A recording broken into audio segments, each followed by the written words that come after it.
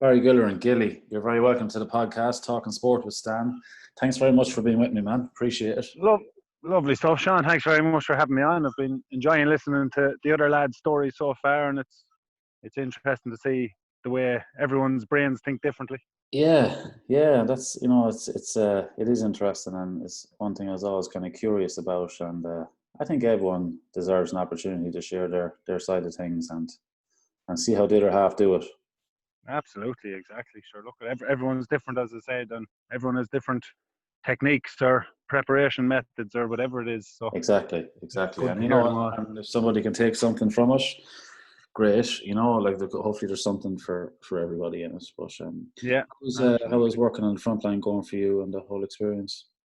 Yeah, look, it's so far so good. I mean, I suppose I can count myself lucky in one way that I can get out and get to work and have a job and everything like that. There's so many others that are at home on the COVID payment, and there's very little they can do.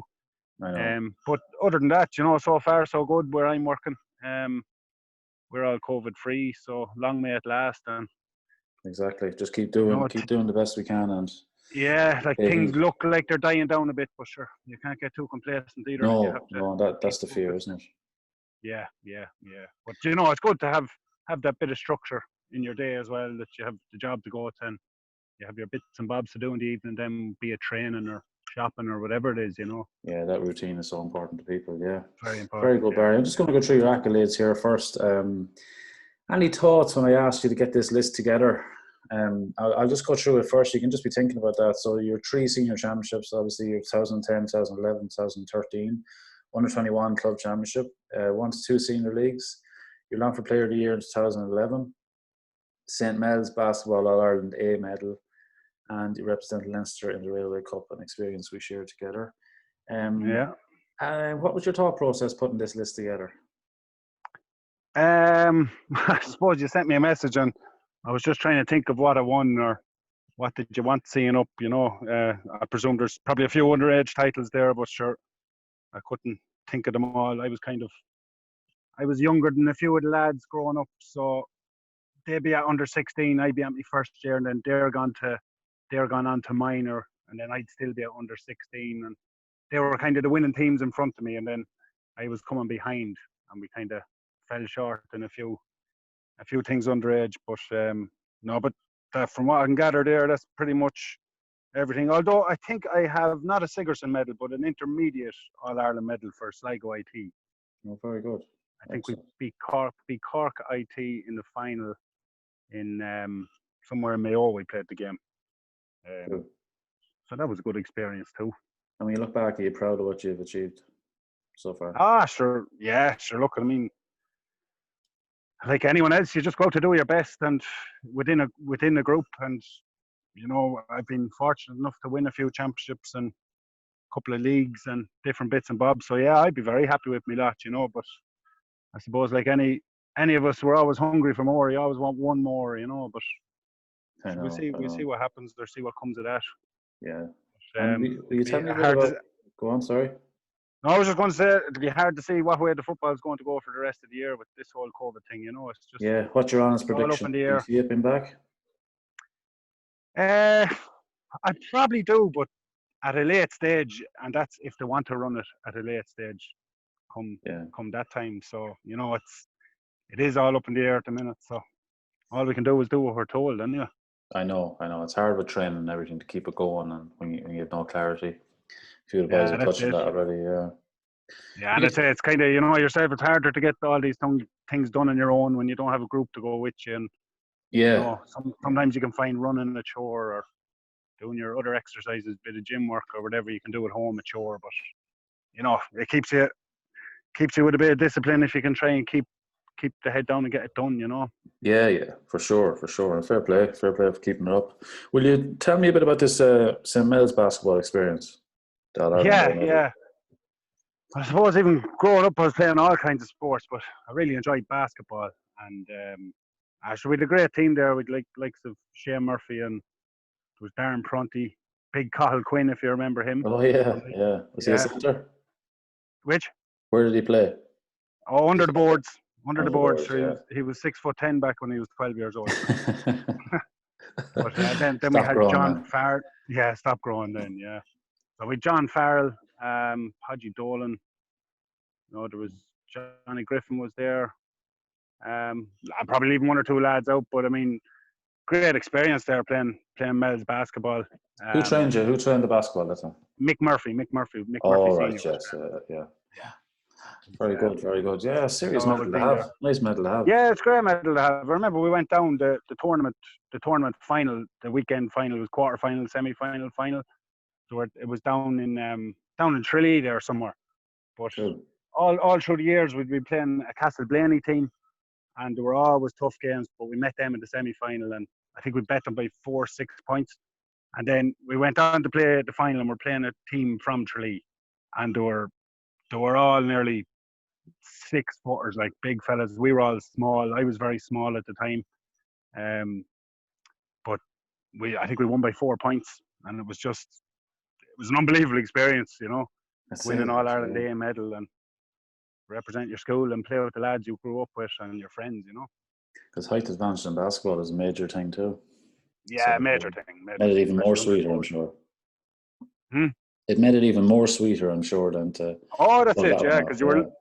you were looking at them in their semi final and thinking, oh, Jesus, these boys are top class, like. But I suppose Shane Murphy was the main running man for that game, and as he Yeah, he's always used a to serious be. basketball player. Yeah, unbelievable. Very good, man. Very good. Great experience. Tell Yeah. me about Barry Gilleran growing up. As you see, you touched on it there already. Obviously, you had a lot of, you were experimenting with a lot of different sports. So where did Gaelic football fall into that from a young age? Sorry, Sean. I just paused there 1 sec. Okay. How's things? You right? No, he's not. No. I just borrowed the car. Good man. He's just ran into there, the good old Pat Chapman. You're okay. You're all right. Just had to have a few words. So come here. Tell me about your experience as a young Barry Gilleran. You've touched on it already there. You had a lot of different sports going on. So where did Gaelic football fall into place? Or Yeah, well, I suppose probably Sean, more than your family, football was number one, I suppose. So I mean, from an early age, I remember even when I was 4, 5, 6, maybe always gone up to games with Dad. He would have always brought me along, and my 2 older brothers were playing at the time as well, so they were a bit ahead of me, and went up watching them. And sure, then I suppose I got involved with probably the under 8s first, and then up to under 10s, and won a few street leagues. And at the time, sure, like I was playing a bit of soccer in school, bit of basketball in down the mall, and just playing all kinds, anything with a ball. I was involved with. Sure, played tennis Was as there well. any one of them you had a preference towards, or? I kind of suppose growing up over the years, I kind of took phases where maybe, let's say, 12 to 14, I was absolutely mad for soccer, and maybe 14 to 16, I was mad for basketball. But like obviously football was always still in the background. You were always playing it then. So then eventually, yourself, when you go to 16 or 17, you kind of have to narrow down to what you're doing. So, I just stuck with the Gaelic, and then played a bit of basketball off season or soccer off season. But I suppose, yeah, after 17 or 18, you just kind of had to concentrate on one. And so I always had the love of Gaelic football. So thoroughly enjoyed that. And it's hard to keep juggling, isn't it, when you get to a certain age? It is, yeah. When you get to a certain age, it's you're non-stop on the road to games and trainings, and you need a bit of downtime and try and do a bit of study with the books. Sure.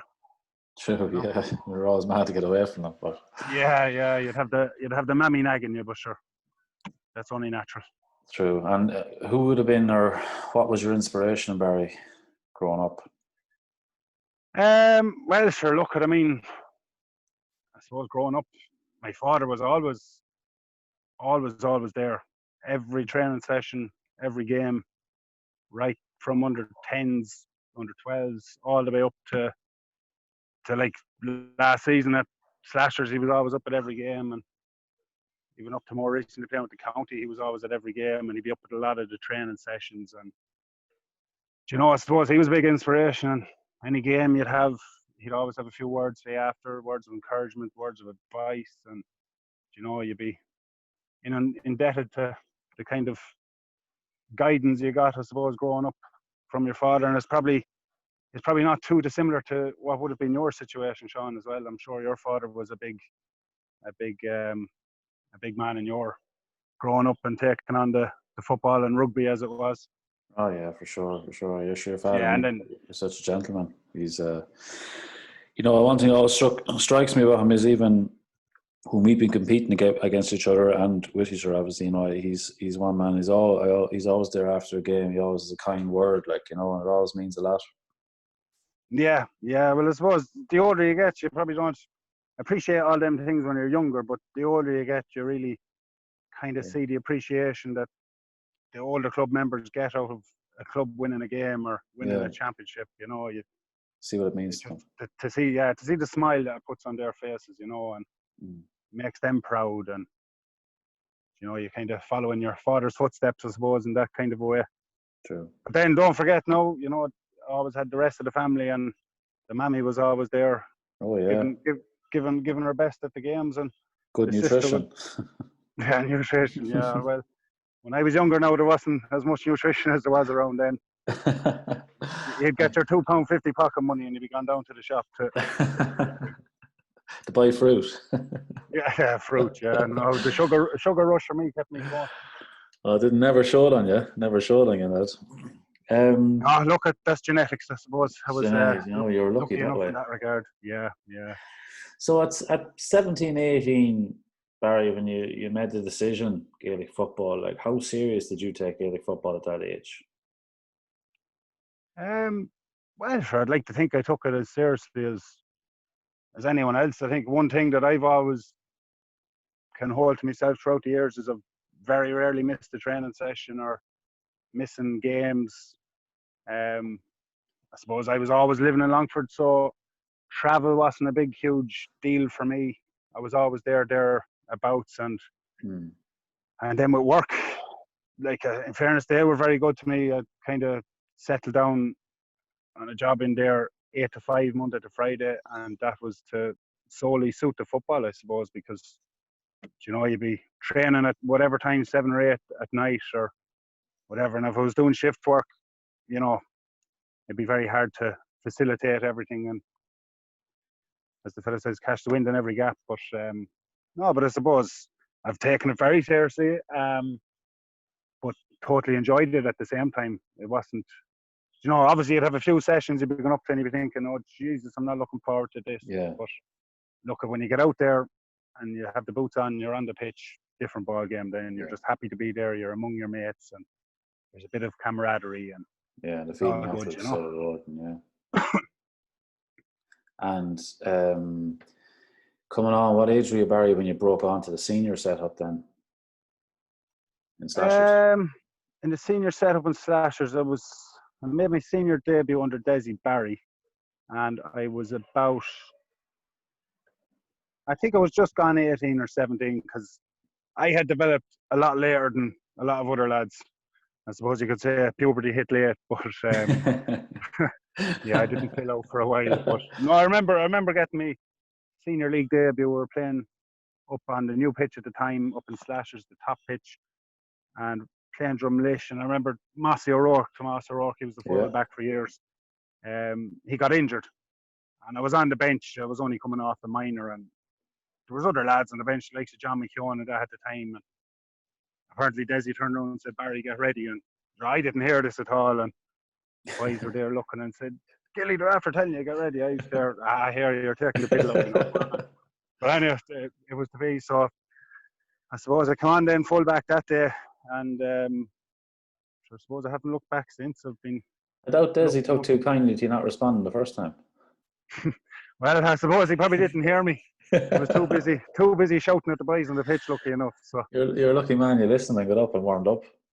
I did, yeah. Such as the warm-ups were them days, two sprints and get onto the pitch.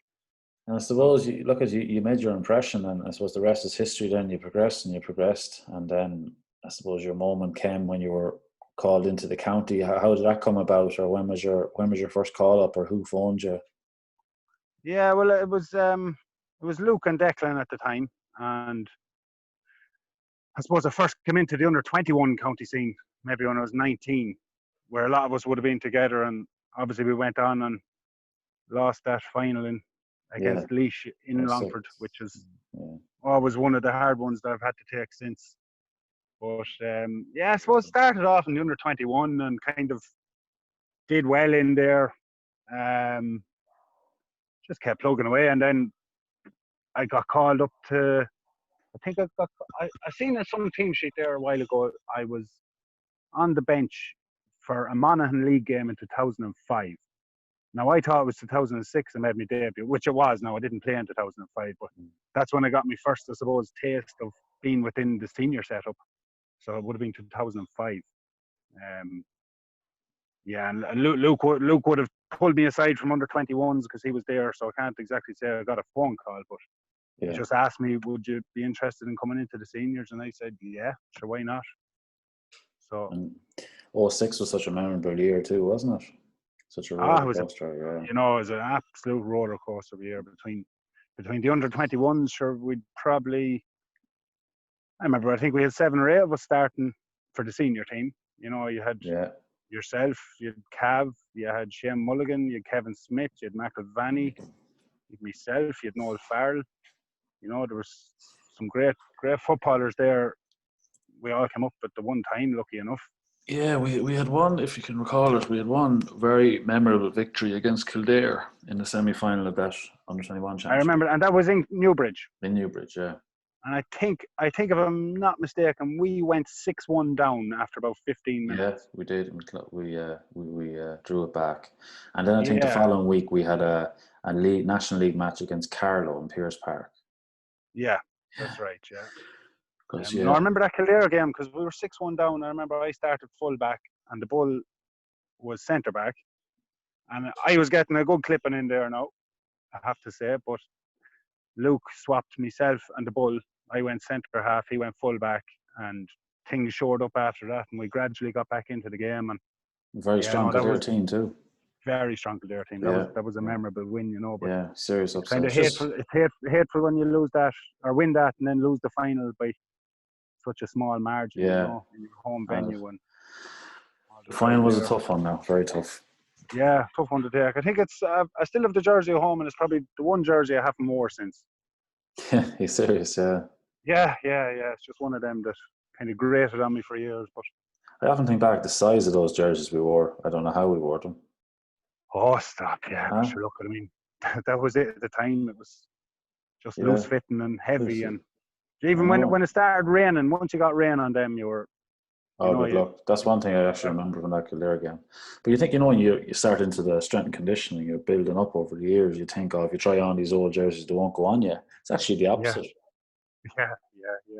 Although I can't say much about that strength and conditioning. I wasn't a big man for it probably until Dave Hare came along. I avoided gyms at all costs. And you seem to be getting more and more into it now, don't you? Yeah, pretty much. Or kind of, I suppose, the older you get, and yourself, kind of, it takes a bit longer to recover. So all the stuff you can do to maximise your playing time on the pitch, I suppose, is what your main aim is. So that involves weightlifting and stretching and all that, which is as important as rest and everything else. So, it's worked out well that way. And I'm still plugging away at it anyway for as much as I can. You're always learning. There's always so much to learn, continually learning, I mean, you look back and throughout what was Barry Gilleran's mindset like throughout his county career? I'd probably say my mindset was probably different to a lot of lads. A lot of lads would be into this visualization stuff where they'd be thinking about a game. It could be a week before a game or the night before a game. I have to say, I was the complete opposite. I never really spent too much time worrying about a game or worrying about an opponent, or I wouldn't get sleepless nights thinking about it. I suppose I'm a very laid back, chilled out person. I'm easy going, I'm calm. So, I just get up out of bed in the morning and took it in your stride. Take it in my stride, yeah. Now, I suppose over the years you might find a few different, what do you call them, a few different techniques or superstitions maybe along the way that you get roped into for a while. And Hold I on remember tight. there was one year there, I remember Cian Farley was in the county set. It was only 6 or 7 years ago, but before every game, I used to sit down and have a tub of Ben and Jerry's the night before. It was just one of them things because I had a tub of Ben and Jerry's the night before a game and I had a good game and I just kept it up. And I'd say I did that for about 2 years. You had the life. I had the life. But the rest of us wouldn't sleep. We had a tub of Ben and Jerry's. I know, that's the thing, I was very different. Or even at that now, I could go up and have a McDonald's or, I remember Enda Williams giving out to me before. He says, you can eat what you want. If I looked at that, I'd get fat. Anyway, oh, yeah, it's classic Willie. Classic. Yeah, classic Willie is right. But yeah, no, I suppose my mindset was a lot different. I was just calm and I didn't get worked up about anything and just go out and play a game. It's a game of football, and once you cross the white line and the whistle goes, sure, you're in a different world, Yeah, had you good self-belief? I would have had, yeah. I mean, I suppose when you're winning a few things, it gives you that kind of belief. And then I suppose the fact that you're kind of selected in a team more often than not, week in, week out, you're kind of, someone has faith in you. So it makes it easier, yeah. Yeah, it makes it easier. And look, like anyone else, you just go out and do your best. And not every day it works for you. Some days it goes well, some days it doesn't. And you just take the rough with the smooth. But I suppose if I had a bad day, I didn't really let it affect me too much, So I was kind of lucky in that regard. A lot of people would be different where could be down in the dumps for a few days or, but at the end of the day, it's a game of football. It's there to be enjoyed. Would you discuss it? Would you and Mick have a chat about it, like after a game, or would there be much said about it? Yeah. You'd always depends now if you're at an away game and you're coming home on a bus, or if you're I might wait till I get home. But there'd always be pop over to the house for a chat, or you'd be on the phone for a while, and you'd be just discussing different bits of the games and who played well and what could have been done. I suppose like anyone else really. But it's always good to have that trust and confidence in someone that's very close to you that you can take solace from, Yeah, and they're always there, Yeah. And then I suppose when you decided to retire, Barry, was it something that was on your mind for a while, or did it just kind of crop up in your final year, or how did that come about? Yeah, I suppose no more than yourself, you kind of would have thought about it for a year or two, and then you're thinking, sure, look at, the way, I suppose, the way the club scene goes, once the club scene is over, you're straight back into county. So, there wasn't really much of a break. Yeah. So, I suppose you didn't get time to fully sit back and think, oh, will I or won't I? Now, kind of, you always dread going back in for pre-season because you know how tough it's going to be. But, I mean, you go in and give it a go, and if you feel good enough and feel healthy enough, you go for it. But I suppose, I wasn't getting any younger, and it was going to be on the cards at some stage or another. So, I suppose just with the fact that Dennis went and it was new management coming in with Podgy and Paul, and I got the call off them asking me to come in and all that, but I was given time to think about it, fair enough to the boys. And look, I just decided then at the end, I said, no, do you know what? I've given about 14 years, so I've enough done, and I'd like to give a good year or two to the club if I can, and just have a bit more spare time for myself, I suppose, And it's nice to come back with the body in good nick still, and be able to give your club a good few years, because you can come back and you can be, you could be injured for the remainder of your career, and there's nothing really enjoyable about that either. You've been very fortunate with injuries, really, haven't you? No, yeah, that's what I was just going to say. Touch wood, I've been very, very lucky with injuries. What do you put that down to? Sure, I can't put it down to much more than luck, Sean. I mean, if some boys go out and they've done their cruciates 3 times, I mean, how do you legislate for that? Yeah. I've been very lucky. I think the worst injury I got probably, I think, when I was 19, I tore my hamstring and I was out for 6-7 weeks. After that, you would have had a few niggles here and there, like maybe a bit of meniscus problem, or maybe my last county year there now I had a problem with my knee, and that probably kept me out for 6 or 7 weeks just coming up to the championship, which was disappointing. But no, like I don't think I can put it down to much more than, well, I suppose putting the bit of recovery and gym work in, but on top of that, like luck, there's a Yeah, certain amount would of you luck. listen to your body? Would you have, like, if you were noticing little niggles or tightness or that, would you have like kept going through it, or would you say, no, I'm just going to sit this one out tonight now and just? Yeah, I suppose a lot of the time I suppose up to 26, 27, I probably would have definitely just trained if it had a little tight groin or something. I would have trained, and a lot of the times for me now, it mightn't work for everyone, but I kind of felt better after when I had it done. But then kind of, I suppose the older I got now, you kind of just have to mind yourself a bit more. Yeah. If you get a niggle, you just want to make sure you're right. But yeah. Very good. Very good. Thanks, Barry. No problem. What drove you or drives you to play and commit for all the years you've given?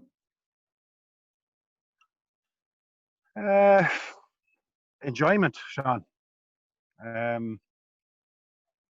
think no matter what, you look back and, like, even with the county and with club and whatever else, there's been huge scalps along the way. And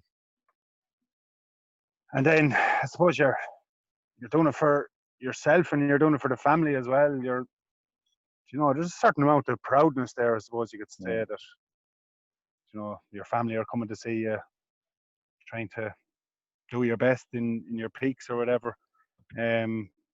But as well as that, like, yourself, Sean, when you go to training, all your friends are there. You're away from everything else. It's a great escape. Great escape. Once you're on the pitch, nothing else matters. It's like nothing else exists. You're in your own bubble, or you're in the bubble with the team, and like I say, the crack is good, and the enjoyment you get out of training hard too is always good. You come off after a session and you're absolutely killed. It's a good feeling, and everyone else is in the same boat. And obviously, it's a lot easier to do it together. But yeah, I mean, I suppose the support and encouragement I've got along the way, that kept me playing for so long, I suppose. And I suppose the older you get, the more you hear someone to be saying to you, I'll play for as long as you can, because you'll miss it when it's gone. So, I'm 34 now and 35 in a month or two, and you're kind of thinking, is it going to be my last year, this year, or next year? What's it going to bring? And are you still enjoying it? Do you have that attitude at the minute that you want to play until you can't? Yeah, well, I suppose I'm just taking each day as it comes. And I mean, I know. As it happens in this particular time with the COVID, I mean, there's not a whole lot you can do. I'm just trying to keep my body ticking over. But, like, I would like to play out the rest of the year. And then when you finish the year with the club, I suppose you have a couple of months off to just think about where you're going or what you're doing. But like, I really enjoy the football. I mean, I'm lucky enough I can get out and play it. There's so many more people that are far more unfortunate than we have been all through the years. Oh yeah, for sure. Yeah. And then in these times, you kind of, it prepares you for what is, if you were to stop playing, it kind of prepares you for what life will be like. Yeah. So some lads will look at that and say, "Oh, I want to play for as long as I can. I don't want to experience this just yet." And then another way for fellas that might be thinking about packing in, it's good preparation that way too, because you have to adapt. Yeah, well, this is it. I mean, because yourself, when you're training with a club or a county, you're gone training 4 or 5, 6 nights of the week, and it kind of takes over as such. But obviously, since this has come, you have far more spare time to yourself, and even being out in the weather and being able to relax in the back garden for 2 hours in the sun without having to worry about having to do a hard training session later on, and not be in the sun for too long to do with that. Yeah. But yeah, no, like it's funny that the time it is, and you know, kind of puts a lot of things into perspective for you, you know. For sure, for Um, sure. And with your years with Slashers, there, your successful run and that, where you were kind of overlapping with the county, you were having long years with Slashers, and you were probably getting minimal time off and going back into the county. Then, yeah, was any of that difficult? Like, did you find any of that time difficult? yeah, I think. I suppose like anyone, Sean, you know yourself. Once you're winning, it makes everything easier. Yeah, Um, like you said, we were winning, and you were winning championships around the same time. And then, as you say, you've no time off. You're straight back into the county, and you know the lads, for whatever reason, they don't want to give you too much time off. You know, you might look for a bit of time, and they'll say, "Well, there, have 2 weeks and yeah. come back in." You know, it's not what you're looking for, but You'd swear it was 2 years you were looking for. yeah. But then I suppose the 2 weeks are up, and you know, You're ready to go. you're ready. No, you might be ready to go, but it's certainly just second nature to you that you're Yeah, just going from one year into the next and not getting time off and not having much time to think about it. You're constantly on the go, and it just yeah, takes over. But yeah, like I suppose it was hard transitioning at times because you're coming from a different level of fitness. You know, kind of if you're finishing off at the club and you've been lucky enough to be in Leinster no more than yourselves, you're kind of peaking, and then you're coming into the county where you're doing hard slogging, and it's no, it's tough on the body. It takes you a little while to adapt, for but I sure. suppose you grinded it out and you did it, got through it, and before you know it, you're back playing National League football. So I know you're in the thick of it again, and yeah, the cycle continues. the cycle continues. Yeah, Yeah, yeah. But like that though, it's purely enjoyable. yeah. You know, Cool, most of the time. cool. Your greatest achievement to date, Barry, in your sporting career? Um, tough question. Um, well, like I mean, look, you can't be winning a championship with your club, as you know yourself. For sure. You know, they'll hold a special place for a long time to come. On top of that, in the county zone, I mean, winning 2 national leagues back to back in what was it, 2010 and 11? Yeah. Yeah, beating Roscommon and was it Wexford in the other final? Wexford in the final, yeah. Yeah, like they were 2 sweet victories for a county like Longford that doesn't really get too much silverware to be up on the steps of Croke Park lifting the trophy. They're special times. Very, yeah. You know, and I suppose Sean, more than yourself, I suppose getting a call up for your province was kind of special too. Yeah, it's one you kind of like, you kind of push out there, you don't reflect on that one as much, but it was a great privilege and a great honor to be called, wasn't it? Yeah, it was like as you say, you don't think about it or you don't reflect on it too much. But it was just when you sent me the message the other day just to say what your honours were, and I said, "But sure, look, I played along Sean and Mickey Quinn there for Leinster that year." It is a special thing to get. So Sure. you feel honoured doing that. But Nice jersey to have too. yeah, nice jersey to have is right. Yeah, yeah. Have you a collection? You have? I do. I have a very big collection, and I don't think I've got rid of one of them yet. So I don't know what I'm going to do with them when I do eventually hang up. But yeah, no, Auction them off in years to come. yeah, I know. At I a think club there's one, bigger by the club, which. your club championship is a special one. Like, as you know, when your family's there, and it's like it's the one they want to see as well. It's the one they're always kind of Yeah, it's the one envisioning everyone for you. wants to see. Yeah, Like say we win it 2010, 11, 13, and you're going through the bus in town in your own town, and then you're gone up to Slashers for the reception, and that's where all the club lads are, young and old, that have experienced it before, or else you're given a bit of inspiration to the younger lads around you too. Because even I remember when we won in 2010, you have lads there that are playing with us now, the likes of Darragh O'Brien and that kind of crack, and they'll be coming up to you saying, "Oh, I remember in 2010 when you won, we were all up there celebrating with you," and yeah, it's nice to hear that kind of stuff. yeah, But yeah. yeah, no, I mean the club ones are the most special, for family and everyone involved. You're inspiring another generation then too, you know, because when we were younger, we always looked up to our senior teams that were successful, you know, and played before us. So that's what drives us on too, you know.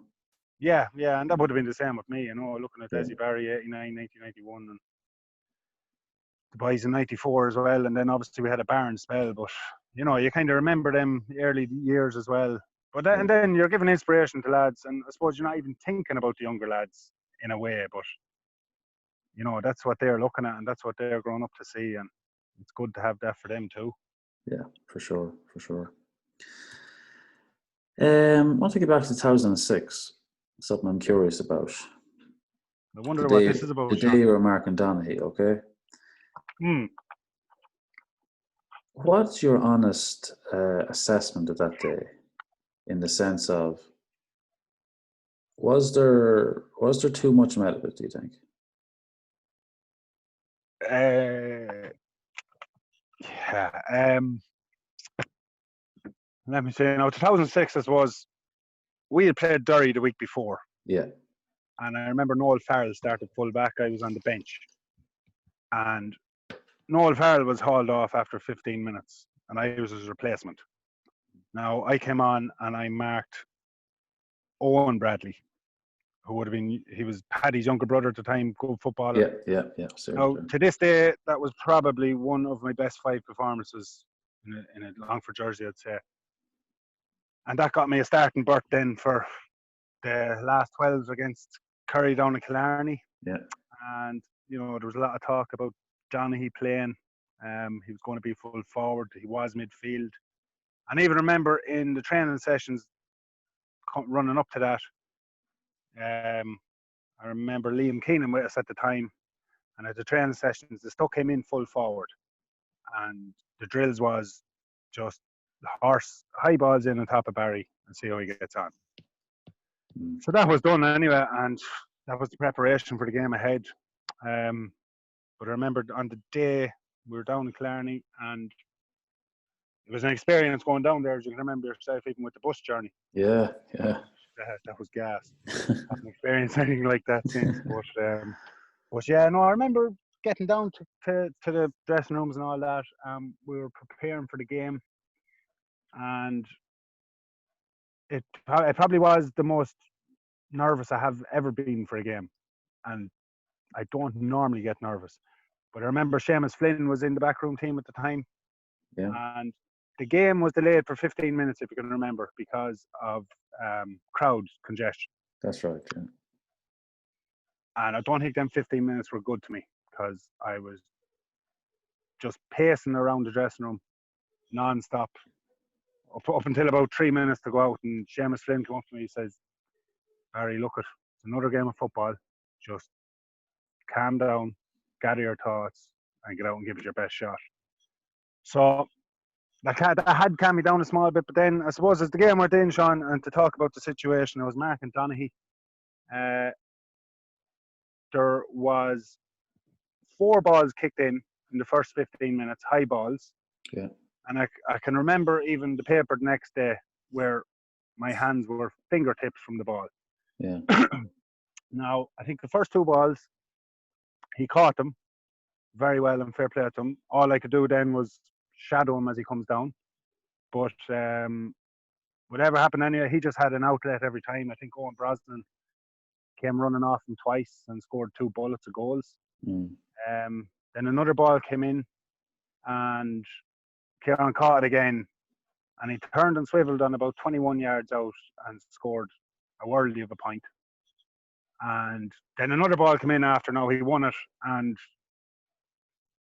nothing came off it or whatever. But look, at shortly after, I was hauled off. Arthur O'Connor came in. But I mean, you know, I suppose in a way I was a bit of a scapegoat, but that's football. Was there anything said to you when you were taken off, or anyone speak to you about that? No, there wasn't. You were just left. You were left to digest it, and I was left to gather my own thoughts. Yeah, I mean, and after that, the rest of the team had put in a Trojan effort to make a respectable game, I suppose. Yeah. You know, I remember Paul Barden had a brilliant game that day. Shane Mulligan and Paul Galvin, and Yeah, I was always curious because I know, like, people can write and people can say what they want, but like one thing I always remember, there was an awful lot talked about, yeah, the primary possession that was won, but there was very little talked about who was coming off him, who was really Yeah, creating damage too, and I think that sometimes can be overlooked. And is it true? I heard before some story. I think you shared a story that did he say something to you when he came in that day?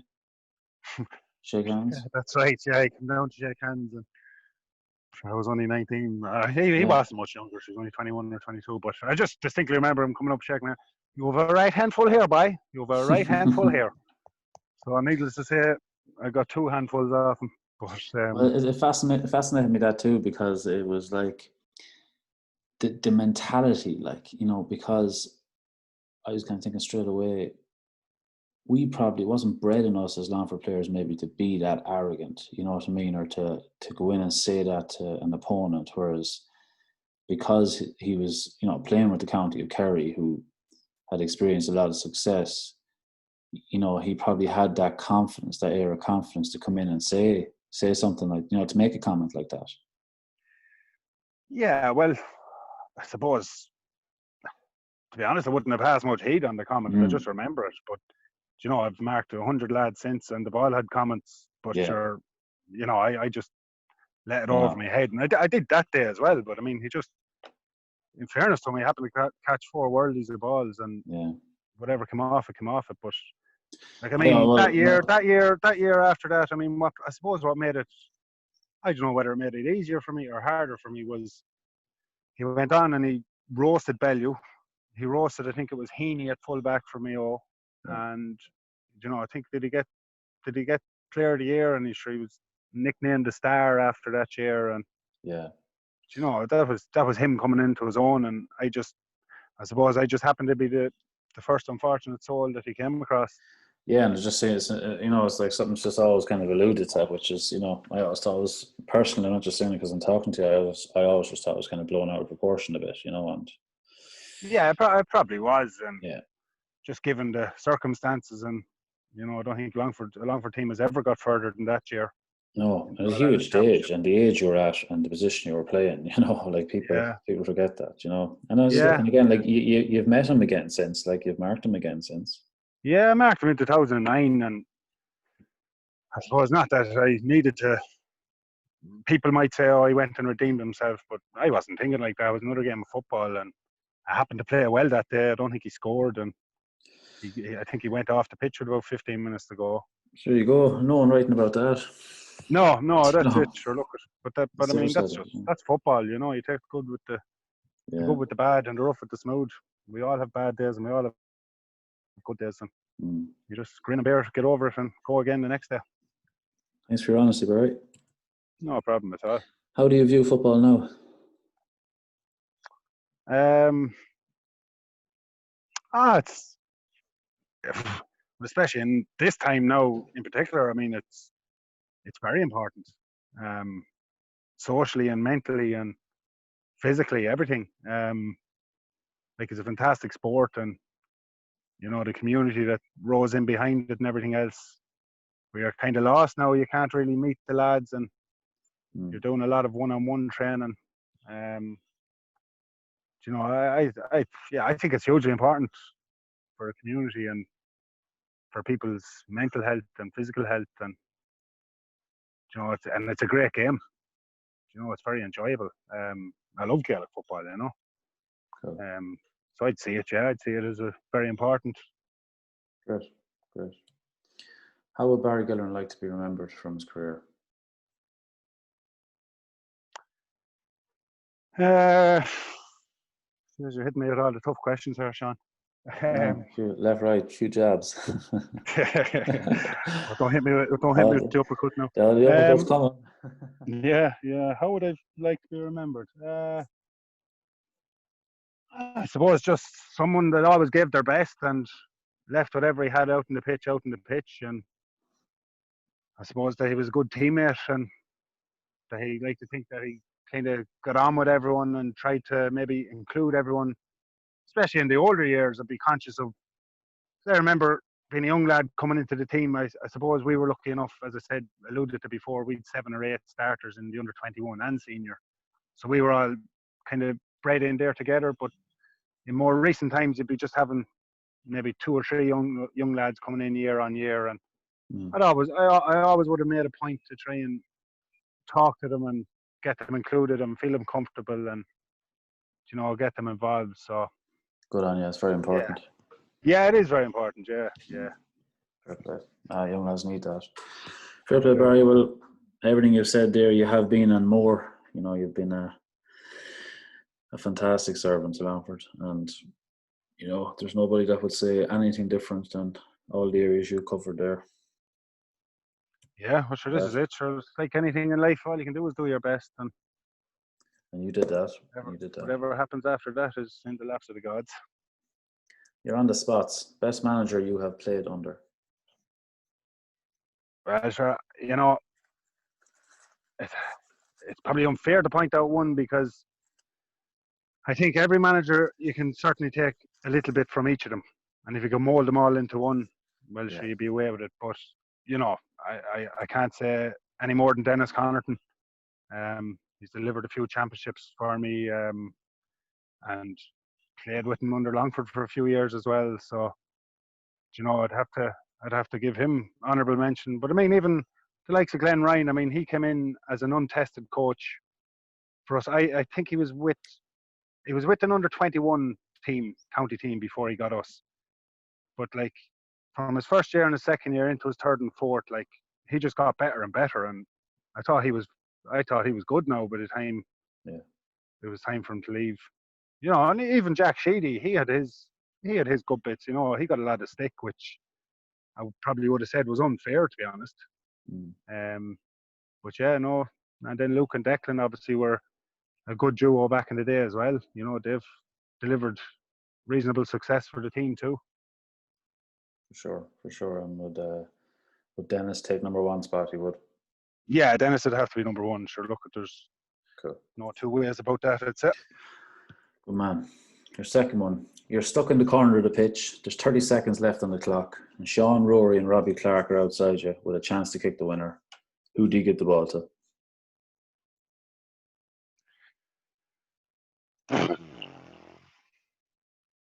Throw it up between the 3 of them and let them fight it out. Well, you know what happened then? If someone intercepted, they got down the pitch. Yeah.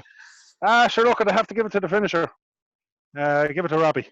Roberto. I have every faith in Roberto to do the job. Obviously, Sean and Rory are 2 absolute flyers as well, but Robbie's the finisher out of the 3 of them. Great stuff. Good question. That's super, Barry. Thanks a million for that. That was great insight and great story, Barry, and from a great servant and great player. Longford is for a great player for Longford all over the years, and your club Slashers. You've done a lot of people proud, and you should be proud of yourself. So yeah, well, look, all I can say is thanks very much for the opportunity, and no more than yourself and all the other lads I've played with. Sure, it was an absolute pleasure playing with you down through the years and sharing memories for years to come. I suppose there's always, anytime you meet you or whatever, there's always something to be talked about that happened a few years ago. Or but thanks a million. No, it was very enjoyable, and I've been enjoying listening to the rest of them. So thanks, fair play to you, and keep up the good work yourself. Feelings are mutual, man. Really appreciate it. Thank you. 100%, Sean. No trouble whatsoever. All the best, Barry. Take care. Take care. Thank you.